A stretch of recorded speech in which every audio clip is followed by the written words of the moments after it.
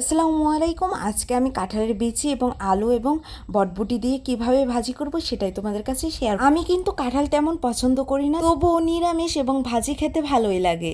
তোমাদের কেমন লাগে অবশ্যই জানাবে। এখানে আমি সবগুলো সবজি ভালোভাবে কেটে নিয়েছি এবং ভালোভাবে ধুয়ে রান্নায় বসিয়ে দিয়েছি। আমি আলুটা একটু বড় বড় রেখেছি, কারণ আমি ভাজিটাকে পুরা পুরা করব, এর জন্য আলুটা খেতে যাতে ভালো লাগে, এর জন্য আলুটা আমি একটু বড় বড় রেখেছি। এখানে আমি হলুদ এবং পরিমাণ মতন লবণ দিয়ে ভালোভাবে মিক্স করে নিচ্ছি এবং আমি কম পাওয়ারে এটাকে প্রথমে সিদ্ধ করে নিব, তারপরে আমি চুলার পাওয়ারটা বাড়িয়ে দিব যাতে পোড়া পোড়া ভাজিটা হয়। ভিডিওটা পুরোপুরি না দেখে কেউ কমেন্ট করবেন না, এতে আমারও ক্ষতি হবে আপনারও ক্ষতি হবে।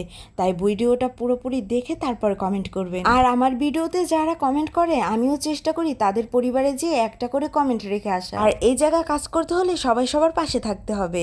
আমার ভাজিটা প্রায় কাছাকাছি। আজকের মতন বিদায় নিচ্ছি। সবাই ভালো থাকো। আল্লাহ হাফেজ।